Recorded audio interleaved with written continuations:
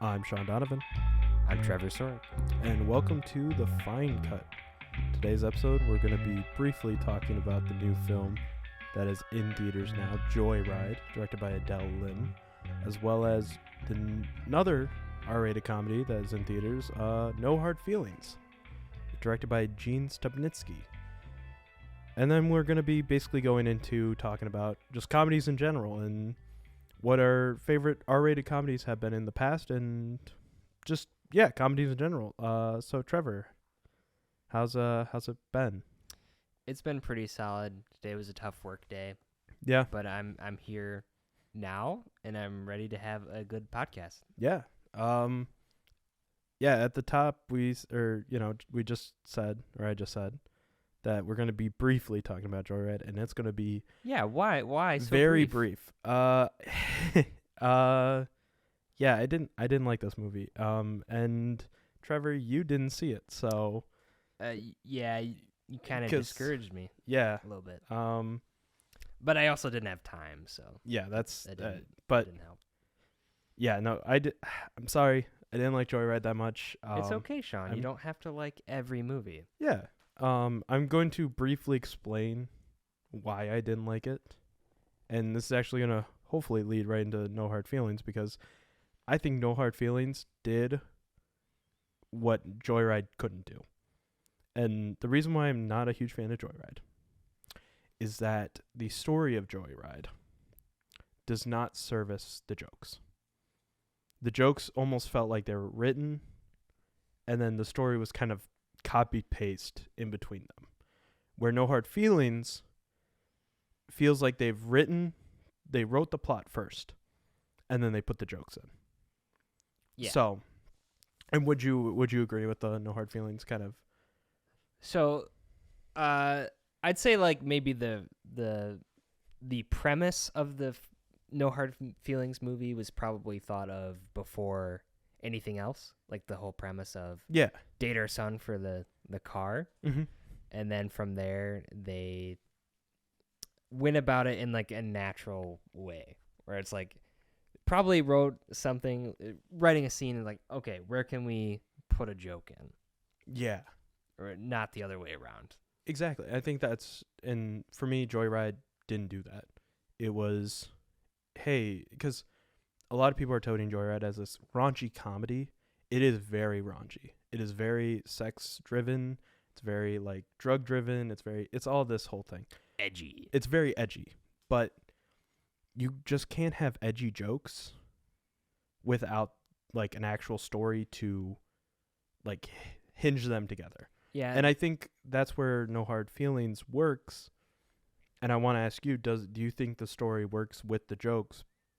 Because to me, No Hard Feelings does it right.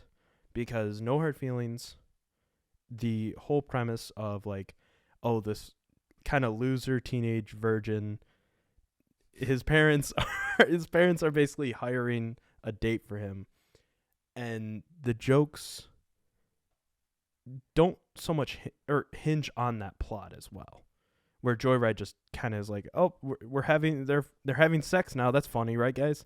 So, like I said, what did the story work with the jokes for you in No Hard Feelings? So that's a problem with a lot of comedies, is like they go off on a tangent with their jokes a little bit too much. Mm-hmm. So I think No Hard Feelings still does that a little bit. But for the most part, it's all about, eventually it becomes about the relationship the two characters have. Yes. Maddie is Jennifer Lawrence's character. Yeah. And the guy's character is Percy, played by Andrew Barth Feldman. So I like that you brought up their like kind of relationship, because I thought them two, Jennifer Lawrence and Andrew Barth Feldman, had really good chemistry. Would I agree with that? Yeah, would you agree with that? So yeah, I think for the most part they had pretty good chemistry. I think for most of the movie, the whole joke is like they're not Yeah. having a lot of chemistry, obviously. So that, but I mean, that works. The whole dissonance of, where the characters are is what drives the funny. Yeah. I think that ultimately it works. Yeah, I totally agree with you that No Hard Feelings for me works. I definitely don't think it's anything that I would revisit like on not on purpose. I mean, if it's on like HBO in like the next few months and it appears and I'm bored on a Saturday afternoon, yeah, I might watch it, but No Hard Feelings definitely has that feeling of a movie that's just like on the TV and like you don't bother to turn it off. yeah, I mean 'Cause there's movies that that I mean, a lot of comedies kind of are that as well. A lot fall into that category. It's the ones that have like a small little moment of like, oh, it's like an actual serious dramatic thought Yeah. in a comedy. Usually those have more staying power, I think, Mhm. because when a movie is just 100% raunchy jokes, you kind of don't relate to it much. Oh yeah. I think like some of my favorite comedies, and this is kind of stepping on what we're gonna talk about later, which is the comedies in general. One of my favorite R-rated comedies, in just comedies in general, actually, is Forgetting Sarah Marshall, and I think that is a good comedy. The reason why is because it feels like that whole. Have you seen Forgetting Sarah Marshall? I should ask. No. No. You, You gotta watch it. There's a lot of movies I haven't seen. It's Forgetting Sarah Marshall. Put that on top of your watch list. That like goes straight to number one. I will. I know I can see the actor's face that's in Yes, it's so Jason Segel. He's Yeah. in it, and he wrote it. it. Mm-hmm.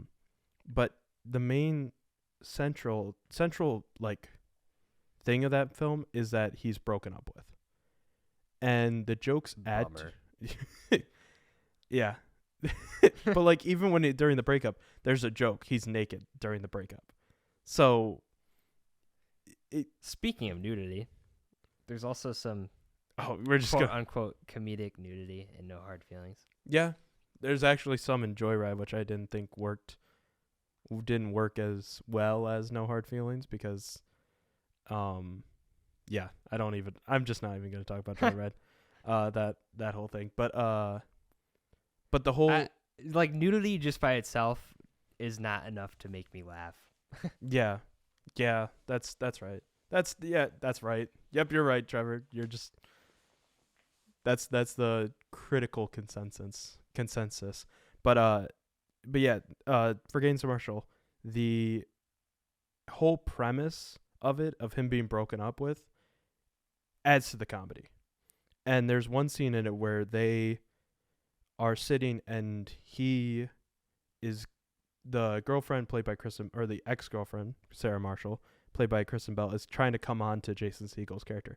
And he goes, no, I don't want it. I don't want that anymore. I want this other girl that actually likes me for me. And I think that's what makes Forgetting Sarah Marshall a good comedy, is because of that one scene. And of course there's multiple other scenes, but that makes it, to me, very memorable because it is You got like a little serious exactly. thought in It's a there. drama that is within a comedy. Yeah. And I know you really like that because we were talking off mic about No Hard Feelings, and you said it wasn't very memorable, or it's not a very memorable comedy. So I wanted just to ask you, like, what did you mean by that? So I don't know. There's not like one joke in particular that really made me laugh or anything. And then the way their relationship kind of plays out, it's somewhat predictable, and it being a little predictable, I don't know, takes away from the rewatch value for me. Yeah. Yeah. It's not like, I mean, there's a couple set pieces to it. I think the most memorable one is like the party towards Oh yeah. almost the end of the movie. Yeah, I like think third act. It's the start of the third act, I think. Yeah, Or at something like least that. the end of the second.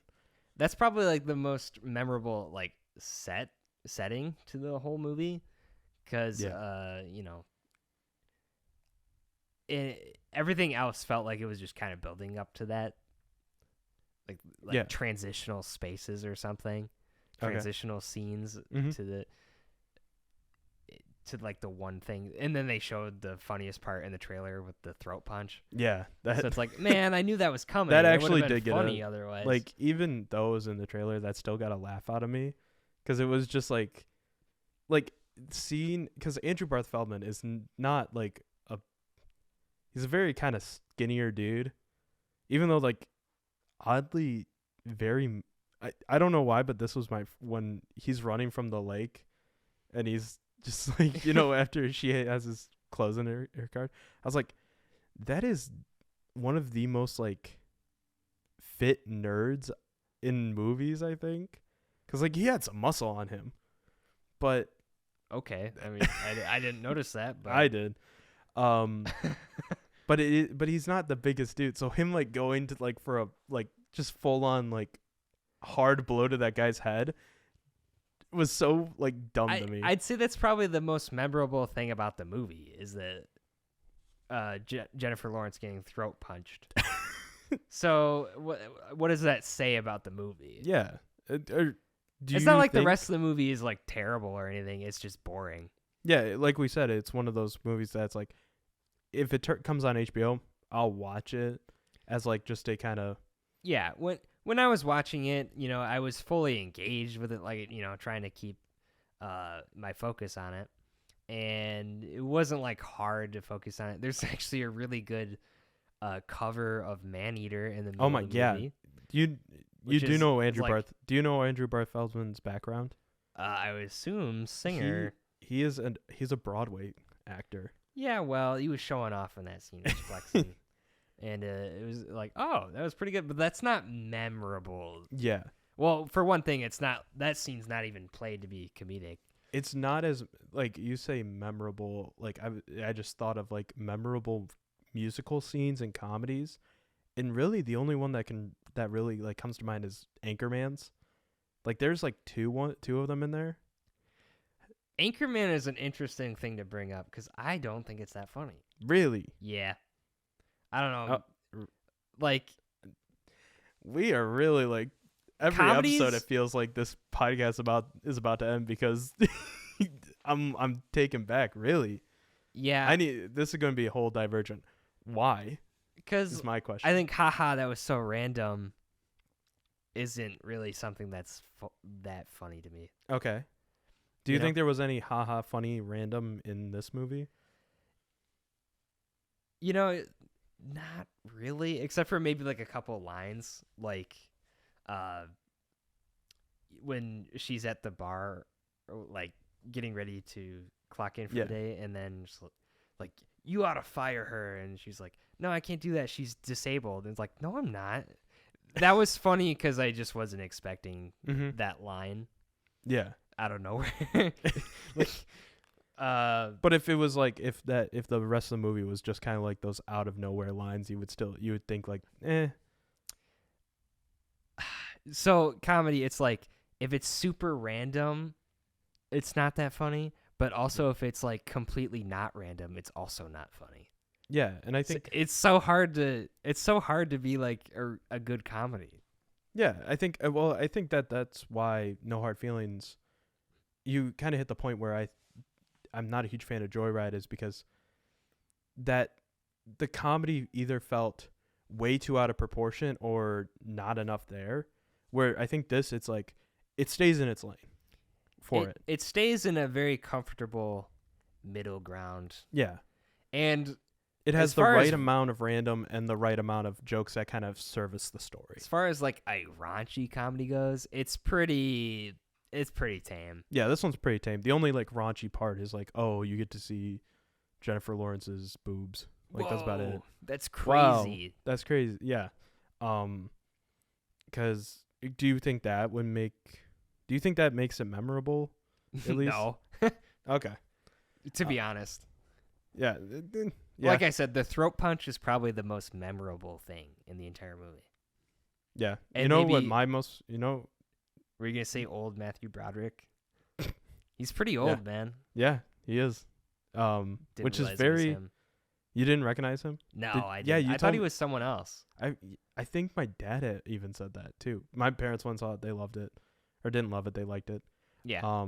See, they just liked it. They didn't. Yeah, love exactly. it. Because it doesn't push any crazy boundaries. Yeah, the only boundary it pushes, I think, is like the age gap whole thing. Yeah, they play it off for like two. There's like Two two jokes. jokes. Yeah, just Yeah. two jokes of it. But I think seeing Matthew Broderick, it almost hindered my experience a little bit about No Hard What? Feelings. Hold on, let me explain.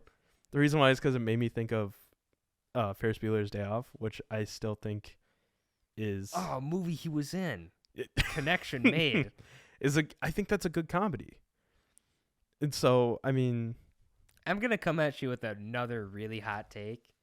I don't really care about Ferris Bueller's Day Off either. man, this podcast we're on like Comedies the- are probably the type of movie where I'd have like the most like disagreement with normal people, like random yeah. person. What is your favorite comedy? So, I mean, I like Office Space is up there, Happy Gilmore, or Talladega Nights. Okay. Those kinds of movies. Kingpin, I really like. Okay. I like some of the. We couldn't decide if it was Farrelly or Farrelly. I The still think Farrelly it's Farley. brothers. It's Farley brothers. Farley. I want to say it's Farley brothers. The one guy in the interview said Farrelly. It's fine. I mean, they have such movies such as There's Something About Mary. Great. Dumb and Dumber, absolute classic. Mm-hmm. But then also like Shallow Hal, which is terrible. Yeah. So it's like even some directors that I like for comedies, not all of them are good. Yeah, I think this actually I think this can transition now into the whole like R-rated comedy, because you bring up a good point about whole directors of like they can make really good comedies and they can make really bad comedies. And the reason why is because I wanted to ask you the question of, is the R-rated comedy making a comeback? And that's what I kind of centered this entire episode around. Seems like there's more of them a little bit. Yeah. Like they're trying to like push the envelope a little bit. I feel like that's a losing battle though. Cause like how far can you really push it? You're still like, yeah, that's honestly a good question, because it is where like, do you push it to go into like just showing like, Well, and then like the movie tries too hard, and it really it'll double down on something that's like raunchy or gross, yeah, and like push it somewhere where it's like overstaying its welcome a little bit. okay, yeah, I think No Hard Feelings didn't do that. It didn't do anything extreme. yes, I would totally agree with you with there, because I think where the extreme lies, I think that also makes stuff memorable. Going back to the whole memorable thing. Yes, for a while, until like the thing that they pushed the envelope on is like not as big a deal anymore, and then it gets forgotten. Yeah. Well, because the one thing that comes to mind, and like I said, we're going to transition now to the whole rated R comedy Yeah. talk. And the reason why is because you brought up with the Farley brothers, you brought up that directors can make really good movies and then really bad movies. And one movie that came to mind that kind of pushes that envelope a little bit is the movie Knocked Up, directed by Judd Apatow. Right. Controversial topic there with the Exactly. Yeah. It's got a controversial. It's kind of got this controversial topic. It's got some kind of outrageous scenes, and it's done by a director who has made a lot of comedies some of them are good and some of them are bad. And so was I should preface this question now then. Was Knocked Up like the peak of R-rated comedies? The peak? Yeah, I because it I hope no one considers that the peak. what would you consider the peak then? I've only seen like a couple scenes of that movie, so I'm not gonna speak to it. But like, certainly there's more controversial topics that you could go with, or something that. Is there any that would push like too far? Because like I think like talking about going back quickly to No Hard Feelings, that almost pushes that to me, like pushes it a little bit, but not really. With the whole age gap situation. Oh, I don't think they really. I mean, obviously it would be harder to ignore if the roles were reversed. Yeah. J-Law was the younger person, but who would be the main lead? That you'd have to recast it. It'd be a completely different movie. But I don't think that was like they didn't focus much on that. Mm-hmm. You know, they couple throwaway lines to be like, you know, it's something that's funny, but that wasn't controversial. Not enough. What would be a controversial topic then? Oh, I don't want to get myself in trouble. I'm not going to say anything. All right, guys. So, So like, that's the but like a comedy doesn't have to be about anything controversial. I mean, like one of my favorite comedies is Office Space, and that's you said about that. Yeah. the most mundane environment possible. But it's honestly better than like 90% of comedies I've seen. All right. I haven't seen Office Space. So Really, you should. It's see, there we go. At least we have one thing now that we have to do. You have to watch Forgetting Sarah Marshall. Oh yeah. And I have to watch Office Space. Sure. That seems like a fair trade. But even going back to the whole like, is it making a comeback? Yeah, is the R-rated comedy making a comeback? Because like Office Space and Forgetting Sarah Marshall are two R-rated comedies that we love. Are we confirmed that they're R-rated? Those movies? Those I know, sound like they might be PG-13 or something. I know Forgetting Sarah Marshall is, and Office Space. Looking up right now, it is. So those two are R-rated comedies, and I mean the Judd Apatow whole 2000s Renaissance were pretty much just full of R-rated comedies. Yeah, there's a lot of like early 2000s. There's a lot of American Pie-esque comedies out there. Yeah, and I think honestly, American Pie is a good thing or a good film to kind of start it with, because I think that started the boom of the R-rated comedy, because you have American Pie and then you have Old School. American Pie made like 6 sequels to that. Yeah. They just didn't stop. I've never seen them. I kind of don't want to see them. But yeah. But yeah. And then you had The 40-Year-Old Virgin, like 2004. And then that kind of just starts those three kind of just go, people like it. And then you get Wedding Crashers, you get Forgetting Sarah Marshall, you get, Knocked Up, you get this huge influx, the Hangover, you get these huge flux, and it kind of dies out. Yeah. There's like a certain thread with comedies, and then a bunch of people copy it. Yes. And then it kind of like the joke isn't funny. It's like a meme. It's just a slower cycle than like an internet meme. So you bring up memes now, and it's like instead of like a day, it's like a decade. Yeah. For movies. Yeah, that's true. Actually, because I don't like going back to Joyride, but Joyride in like the whole thing was like commented as like, this is the funniest movie since Bridesmaids. It's like, why do they even compare it to Brides? Because it's women. I think it's because it's a full female-led comedy. Mm-hmm. And that's actually another thing I wanted to bring up is, do you see a future of these R-rated comedies? Because a lot of them kind of been going more towards like a lot of the good comedies, or at least, yeah, I'd say the good comedies in the past few years have kind of been more women-led. I mean, Everything Everywhere is considered a comedy, and that's led by Michelle Yeoh. Well, that movie's a Oh. lot of things. It's everything, Yes, everywhere, but all at the it's same mainly time. a comedy. I'd say it's. I feel mainly like a it's comedy. mostly a drama, but you can make an argument, sure. Yeah, but like No Hard Feelings and even Joyride, those are all women led. So I mean, there's gonna be more and more of them, I think, which is fine. yeah, it's great. It's a good thing. Just for like diversity, Mhm. you're not getting the same movie over and over. But then if you make like a bunch of clones of Bridesmaids, well, that's Yeah. not exciting. So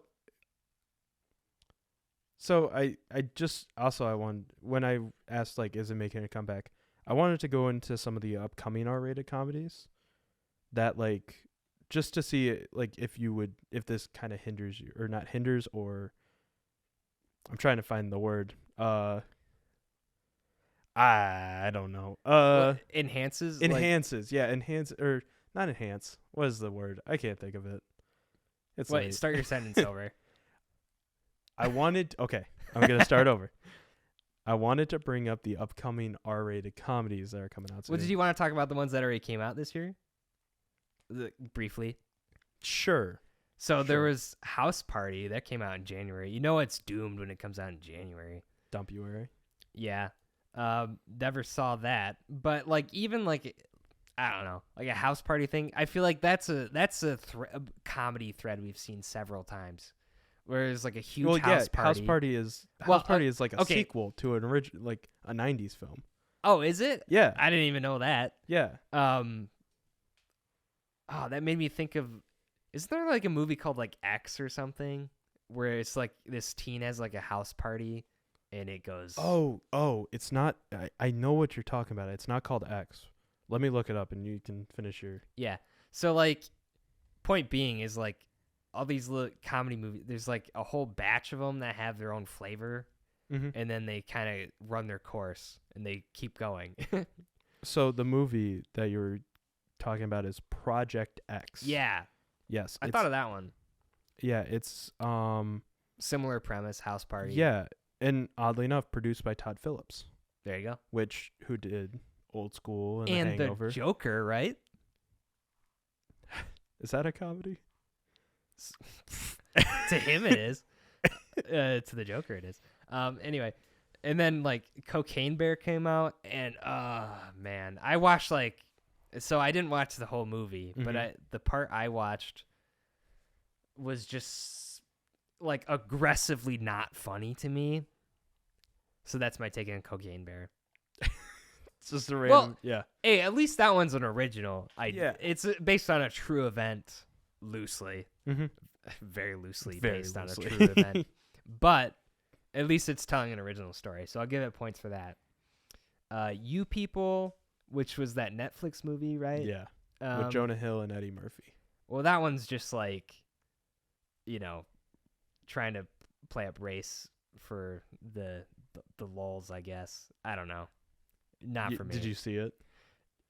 No, it looked like. I didn't see it either, so I don't know. I mean, it got horrible reviews, so it's like Yeah. I'll just stay away from that one. And then the final ones that's on here is Renfield. Yeah, Renfield. So like that's hey, another original story at least. Yeah. With I did Nicholas not like Holt Renfield. and Nicolas Cage. Yeah, I did not like Renfield. I did not like Renfield. I walked in on part of that, and it actually made me laugh. So I'll give it credit. Oh, okay. It was something dumb though, so let's not give it too much credit. Of course. So I mean, comedy is subjective, but like to some degree, it's not. I feel like. Yeah. No. I feel like there's that some too. there's some agreement. Ugh. I mean, there's some like a lot of people love Step Brothers. Like that's their favorite comedy. You're just gonna. Do you want me to just like Not- leave and then I'll just say not me. That's all I'll Okay. say. I my can favorite. step out for 20 minutes No, and you you're could good. just have I'm not attacking. you could just have 20 minutes to just sit there and go fuck Step Brothers. This movie sucks. But I don't enjoy that one. But yeah, the upcoming R-rated comedies though, I think at least I think Joyride was a little bump in the road for me, because I think the start with No Hard Feelings, I can see a lot of these doing pretty good, or being pretty good at least. Like Strays looks dumb. Strays looks terrible. So, first of all, the talking dog thing, and then also it being a comedy, there's probably like 150 of those. I swear. There's at least, there's quite There's a a few. lot of talking dog comedies. And it keeps throwing me off that Kevin Hart's not in that movie. Because I feel like that's a movie he absolutely would have done and probably just got. What? Yeah, you're right. It's Jamie Foxx. Yeah. Did it they not feels get like Kevin Hart in They're that like, one? we're gonna go with Jamie Foxx on this one. Sorry, Kevin. And he's like, ah, man, I really wanted to get in on that one. Because he just played it was an animated dog. Yeah, he played the Super Pets. Batman's a dog or whatever in Super Pets. Which, is definitely a comedy because it's for kids. Well, it is a comedy. Yeah. Don't question that. No, I know. I'm just saying. Interesting. Should we get into like the hour long of like why animation is, if animation's for kids or not? No, we're not. We're not going to get into that. We're not going to get into that. No, but that did make me. Yeah. A lot of animated movies for kids are comedies, and honestly, a lot of them are much better than like standard live action generic comedies. Okay. Fair. Not even a hot take. That's just a take. Yeah. That's a lukewarm take in my opinion. Lukewarm, okay. But the next Which would you rather watch, Joyride or Toy Story? Oh, Toy Story. Which one is funnier? Toy Story, obviously. Oh, duh. no, well,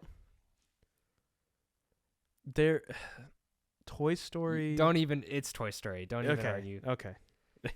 Which goes to show Fine, you don't Trevor. need raunchiness in your Of comedy course. to be funny. And then I feel like even a though lot of next up- movies rely too much on it. what, the raunchiness? Yeah. Yeah. Joyride definitely relies on the raunchiness a little too much, but I don't think No Hard Feelings relies a lot on it. So, No Hard Feelings was very much an average comedy. yeah. And then next is, do you think Bottoms is going to be? So I don't know Super enough raunchies? about Bottoms. Refresh. This was the Queer Fight Club movie that I put on one of my most look forward to. Well, just from that, there's not gonna be as wide of an audience for that one, unfortunately. I still think it's gonna be funny. I have high hopes for Bottoms. So what was that other one that just came out? What other one? Was it Bros? Yes. Are you talking about like the queer comedies? Well, I mean that one was pretty recent, so I thought of it. Yes. Bro was that was the Billy Eichner, Judd Apatow produced comedy film. Yes. Yep. If Bottoms is anything like Bros, which I don't think it will be, I will enjoy it. So I love Bros, honestly. It was a great movie. Another one I didn't see. I don't watch anything apparently. You want to borrow my Blu-ray of it? Sure, pass it over. Okay.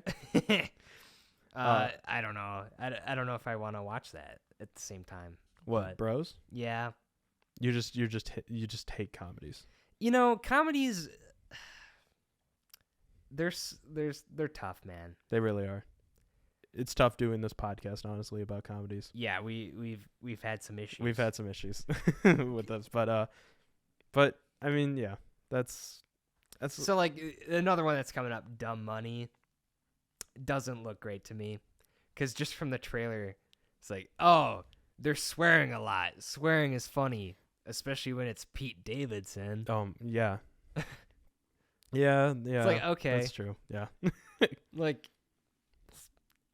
I know that one's based on the well, whole I think GameStop I think stock Dumb thing. Money will be kind of like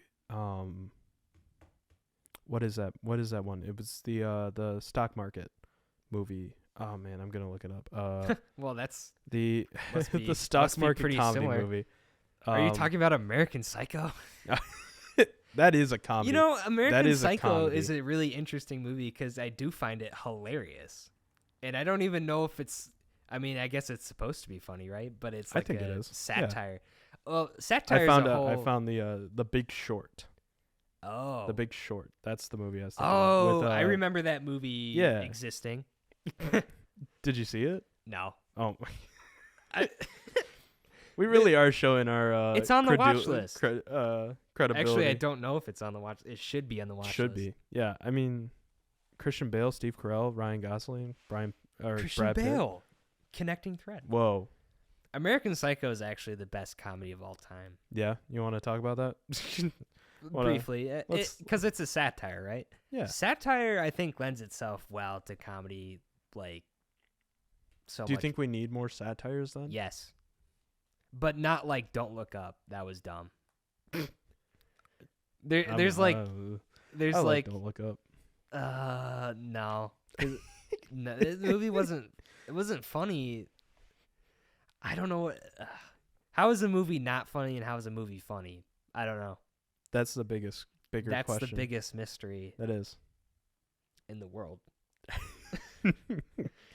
It's so subjective, but. Oh yeah. And just we cannot get to the bottom of it. We're just two guys sitting here on mics. Well, let's turn this into a philosophical debate, maybe. Okay. For a second. What makes something funny? Ooh. That's actually really hard. Like, you doing those Mad Libs the other day. What made that funny? Because, like, I didn't think it was that. I was sitting there like, wow, you guys are dumb. This isn't that funny. I honestly think it might be just what makes something funny is that I feel like there's two types of humor. Smart humor and dumb humor. And the reason why I'm acting like I'm like the first person to ever like say this. Dude, you're like, a professor. Yeah. I think the dumb comedy or the dumb humor, the reason why that's funny is it goes to our like inner child a little bit. And it's like something illogical. Yeah. I think it goes I think when you say farts, like, you know, like see, I almost laughed. Exactly. That's what I'm saying. Why? It's like if you go fart, haha. I said Andrew Barf Feldman. Yeah, exactly. And I think that goes back to the. Excuse me. That goes to the. Actually, goes back to caveman times when we're first discovering fire or something. It really does though. It's like, you know, like we laugh at a fart noise. Whoa! Okay. I know this is getting off the rails, but I just had a crazy thought. What is the biological purpose to finding something funny? To make your brain happier? Then therefore survival is more likely? Whoa. So maybe comedies extend your life when you watch one. Whoa. So maybe that's how you should judge a comedy. Did it extend your life or shorten it? All right, let's go through the list. What's a movie that you think extended your life? Oh.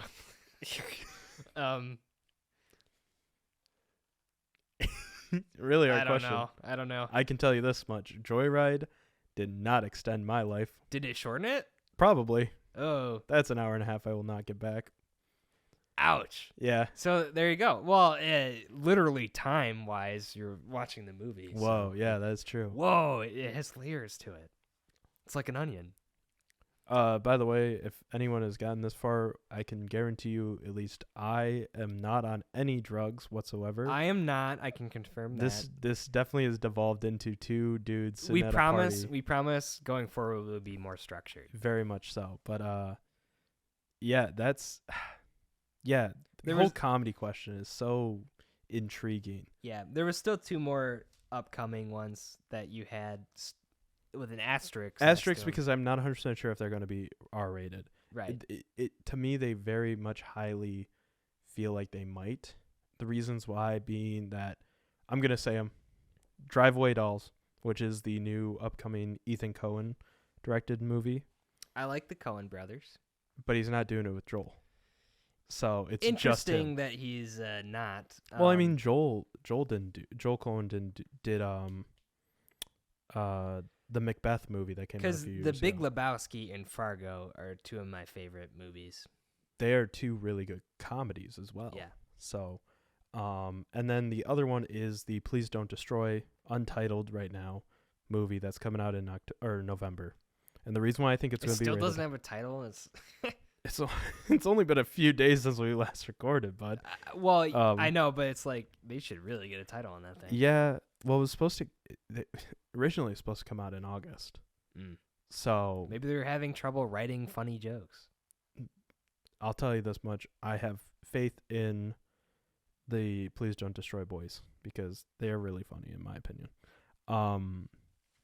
But it got moved to November, and the reason why I think it's going to be R-rated is that it is being produced by Judd Apatow, and most of Judd Apatow's produced and directed movies are R-rated.